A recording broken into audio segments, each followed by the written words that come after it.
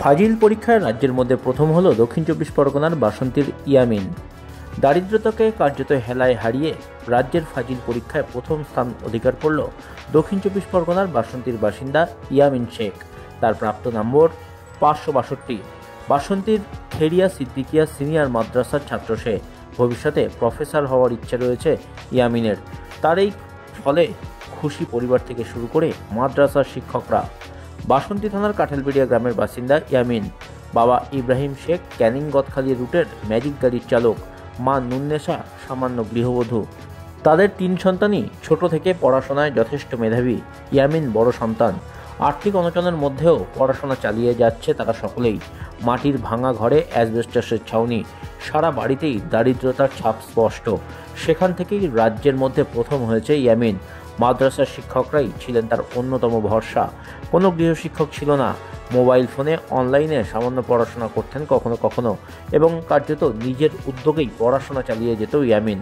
এভাবেই আলিম পরীক্ষায় সকলকে তাক লাগিয়ে রাজ্যের মধ্যে 7ম স্থান অধিকার করেছিল বাসন্তীর বাসিন্দা এই ইয়ামিন শেখ। আর এবার ফাজিল পরীক্ষায় রাজ্যের মধ্যে প্রথম হয়েছে সে। ভবিষ্যতে নেট সেট পরীক্ষায় বসে পাশ করে প্রফেসর হতে চায় ইয়ামিন। কিন্তু রাজ্যের যেরকম শিক্ষকদের অবস্থা তাতে যথেষ্ট আতঙ্কিত সে। আমি আশা করিনি যে আমি ফার্স্ট হয়ে যাব। যখন আমি রেজাল্টটা দেখছিলাম লাইভে, মাদ্রাসা বোর্ডে এমনি খুব সীমিত লাইভ হয়, তো এক জায়গায় দেখছিলাম, সেখানে মানে যখন দেখেছি আমি নিজেকেই বিশ্বাস করতে পারিনি। আমি সঙ্গে সঙ্গে লাইভ কেটে দিয়ে আর কি পড়ে গিয়েছি। যে আমার এতটা আশা ছিল না যে ফার্স্ট হয়ে যাব, মানে যে র্যাঙ্ক হবে এটুকু আশা ছিল, কিন্তু ফার্স্ট হবে এটুকু আশা ছিল না। আলহামদুলিল্লাহ আজকে যাদের অবদান আমার পিছনে রয়েছে, আমার পিতামাতা, দাদা দাদি, হ্যাঁ, বিশেষ করে আমি তো কোনো টিউশন নিইনি, সেইভাবে অনলাইনে পড়তাম 2 জায়গায়। আর স্কুলের মাস্টার মশাইরা খুব সহযোগিতা করেছেন, মানে যে কোনো মুহূর্তে আমাদের কাছে যে কোনো সমস্যা নিয়ে বলেছি, বিশেষ করে নাম না করা বলাই ভালো, যে কোনো সাহায্যে ওনাদের কাছে চেয়েছি, ওনার সঙ্গে সঙ্গে হোয়াটসঅ্যাপের মাধ্যমে হোক বা কলের মাধ্যমে সঙ্গে সঙ্গে সলভ করেছেন। বিশেষ ভূমিকা ওনারা রেখেছেন।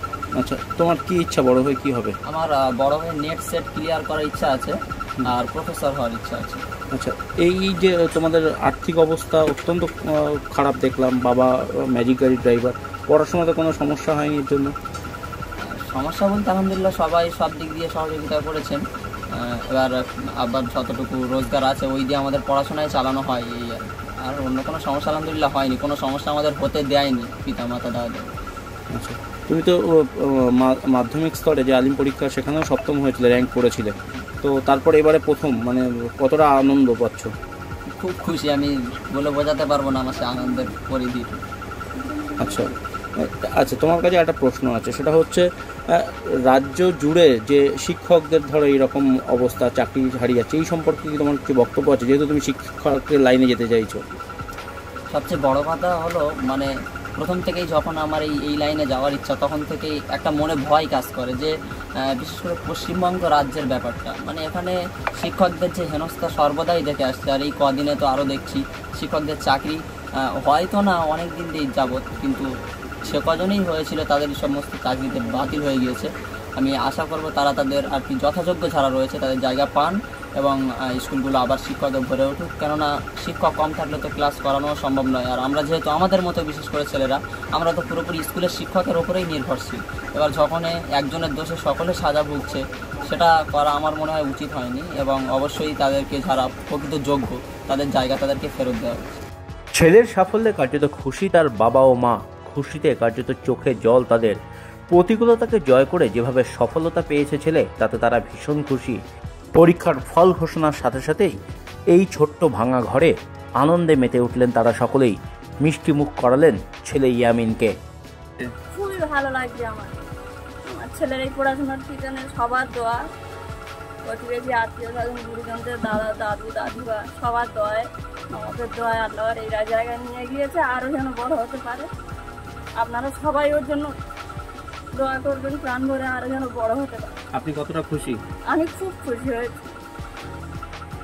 আমি বলবো যে আজকে আমার ছেলে যেভাবে মানুষের কাছে উজ্জ্বল হয়ে এসেছে, প্রত্যেক ঘরে ঘরে এমন ছেলে তৈরি হোক, পড়াশোনার জগতে আরও মুসলিম সমাজটাকে আরও এগিয়ে নিয়ে যাক। আরও গর্ব যে আমার এই গরিবানা মতে আমার ছেলেগুলো যেভাবে তৈরি হচ্ছে, আরও সরকারি সহযোগিতা কিছু যদি হয়, আরও ভালো জায়গায় আমার দুটো ছেলে মেয়ে আছে, আরও যেতে পারবে, তাদেরও পড়াশোনা হবে। আচ্ছা, আপনার তো আর্থিক অবস্থা খুবই খারাপ দেখছি, ঘর বাড়ির অবস্থা এরকম, তাই এর মধ্যে দিয়ে ওকে পড়াশোনা করাতে কষ্ট হয়নি, অসুবিধা হয়নি? কষ্ট হচ্ছে হয়তো একটু, তবুও কী করবো, ছেলে শিখতে চাইছে, আমরা যথেষ্ট চেষ্টা করছি। মা আছে, আব্বা আছে, আমার পাশে সহযোগিতা করছে। সরকারের কাছে কোনো আবেদন আছে? সরকারের কাছে আমার আবেদন, আমাদের এই অবস্থা, আমার একটা ঘর হলে ভালো হয়, ছেলেটা যাতে একটু সুস্থভাবে থাকতে পারে। বর্ষার সময় আমাদের একটু খুব অসুবিধা হয়। ইয়ামিনের সাফল্যে খুশি পরিবারের সকল সদস্য। খুশিতে কান্নায় ভেঙে পড়েছেন কার্যত ইয়ামিনের বাবা ও মা। ছেলে যাতে আরও বড় হতে পারে সেই আশীর্বাদই করছেন তারা। Bureau report, সুন্দরবন.com।